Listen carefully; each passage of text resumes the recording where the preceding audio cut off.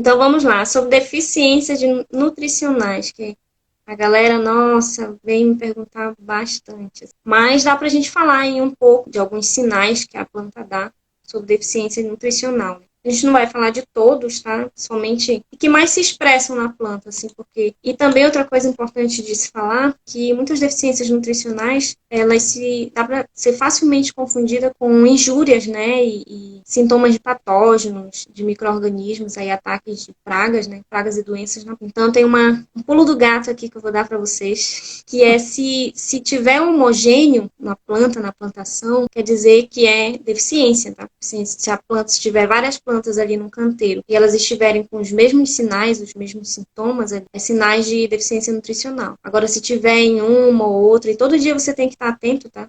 Olhando para sua horta, que é para você fazer essa diferenciação entre deficiência nutricional e ataque de patógenos ou pragas. Isso aí, Então, Lu. vamos lá. Então, na questão do nitrogênio, né, o nitrogênio ele é um macronutriente muito exigido pelas Muito plantas. exigido. Então, quais são os principais sintomas de deficiência? Ele aparece principalmente nas folhas mais velhas. As folhas mais velhas são aquele na base, né, da estrutura da planta. E o que acontece? Elas começam a ficar amareladas. E o que acontece? O crescimento vegetativo, ele fica limitado. O nitrogênio, ele está ligado nesse crescimento vegetativo também. Então, se você perceber que a planta está demorando para se desenvolver e que as folhas basais ali, né, ali na base da planta, estão amareladas, pode ser deficiência de nitrogênio. Agora, é uma coisa, né? Várias ficam amareladas, mas às vezes nas folhas mais novas, dependendo da mobilidade do nutriente. Então, a gente tem que ter esse olharzinho, né? A gente está dando uma dica para você dar uma identificada. Então, nitrogênio, folha mais velha, deu uma amarelada, limitou o crescimento vegetativo da planta, pode ser uma deficiência de nitrogênio. O que temos de fonte de nitrogênio? Torta de mamona, que a Luana citou. Pode ser um composto enriquecido com esterco, né, de bovino ou cama de aviário, que tem fontes de nitrogênio. E aí, depois a gente vai falar de aplicação, né? E a Lu tem o curso também que ela fala sobre as dosagens, de acordo com o tamanho, né? O espaço onde está sendo colocado o composto e tudo mais.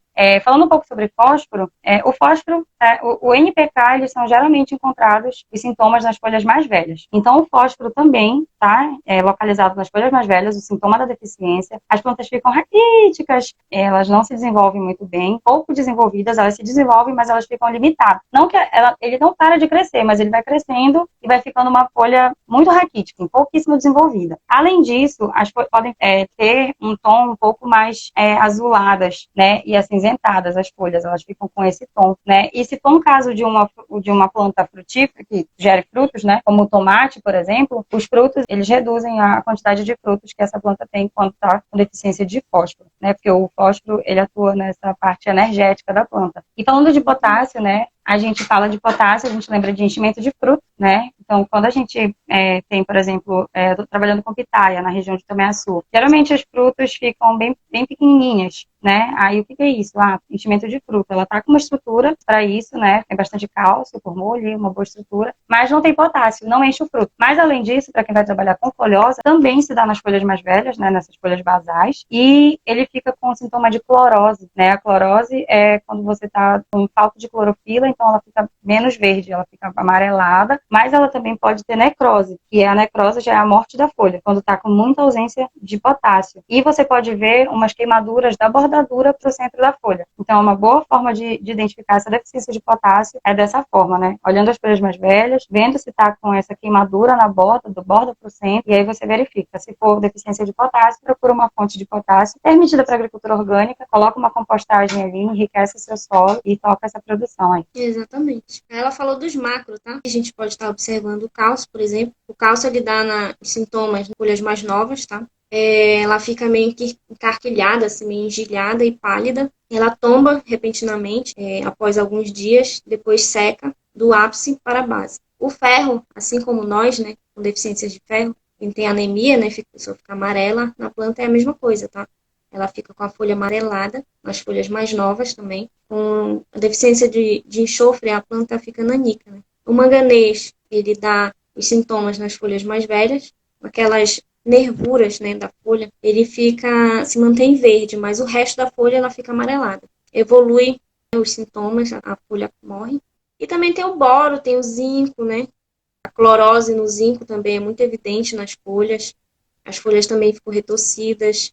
O boro, inicialmente, nas folhas mais novas, adquire uma tonalidade meio azulada, verde azulada, bem forte. E elas também ficam enrugadas, assim como o cálcio. Lu, só falando um pouco mais do potássio, porque eu falei, foquei na parte de enchimento de frutos, mas o potássio, ele atua na regulação osmótica da planta. Então, o que que acontece? Ele auxilia na absorção de outros nutrientes. Então, se você tiver uma deficiência de potássio, além dessa parte visual, né, que você vai verificar nas folhas mais velhas, ele também ajuda nessa puxada de nutrientes do solo por fluxo de massa. Então, se você não tem essa regulação osmótica na planta, ela não vai fazer esse processo. Então, é um efeito dominó, né? Uma coisa levando a outra. Só para acrescentar mesmo que ele não está ligado só a enchimento de fruto. Eu sempre gosto de colocar nós humanos, né, como assim, uma analogia, né? Porque Sim. muitos nutrientes que a gente precisa, né, para diversas funções vitais no corpo, precisam de outros nutrientes, né? Por exemplo, a vitamina C, né, que está aliada aí ao zinco. Quem toma só vitamina C não tem a mesma eficácia de quem toma aí com algumas doses de zinco, né? O Sim. zinco ajuda na absorção. E Nas fora plantas isso, é a mesma coisa. é a mesma coisa. A planta, por exemplo, se ela está com deficiência, ela fica, assim como nós, mais suscetível a doenças, né? Então, o equilíbrio nutricional é a principal função de desenvolvimento e aumento de produtividade e também de deixar a planta ali mais resiliente contra ataques ou de patógenos ou de pragas. E estresse hídrico também, Estresse são mais. hídrico. Só um adentro, um micronutriente muito interessante, que é o silício. O silício é um Ah, excelente nutriente aí para ajudar a planta, né, no estresse hídrico e também no espessamento do tecido vegetal para a planta se proteger contra patógenos. gente, basicamente fiquem sem comer, para vocês verem se vocês vão sobreviver. Então, para que vocês vão deixar a planta sem adubação, né? Pelo amor de Deus, É, vamos a adubar gente essa planta aí. precisa, né? A gente come elas, então elas têm que É, estarem bem nutridas também. isso aí.